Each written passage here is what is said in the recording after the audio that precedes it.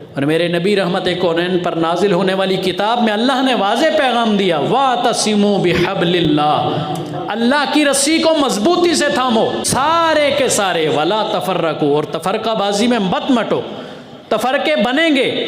وہ میرے نبی نے فرما دیا، سَتَفْتَرِقُ أُمَّتِي ثَلَاثٌ وَسَبْعِينَ فِرْقَةً، 73 فرقے میری امت میں بنیں گے، میری امت 73 فرقوں میں بٹے گی۔ یہ میرے نبی نے کہہ دیا ہے، مولوی فرقے نہیں بنا رہے، میرے نبی نے فرما دیا تو قیامت تک وہ فرقے بننے۔ لیکن اب نجات کا ذریعہ کیا ہے؟ فرمایا اللہ کی جو رسی ہے قرآن، اس کو تھامے رکھو گے تو تم ان فرقوں سے بچ جاؤ گے۔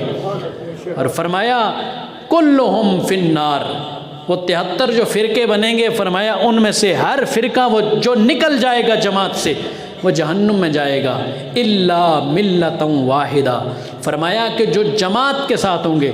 میرے نبی سے صحابہ نے عرض کیا، رسول اللہ وہ کون سے لوگ ہوں گے؟ فرمایا ما انا علیہ و اصحابی، جس نظریے پہ میں ہوں اور میرے صحابہ ہیں، جو لوگ اس نظریے پہ ہوں گے، اس عمل پہ ہوں گے، اس کردار پر ہوں گے، اس طریقے پہ ہوں گے، اللہ رب ذوالجلال انہیں جنت میں داخل فرمائے گا۔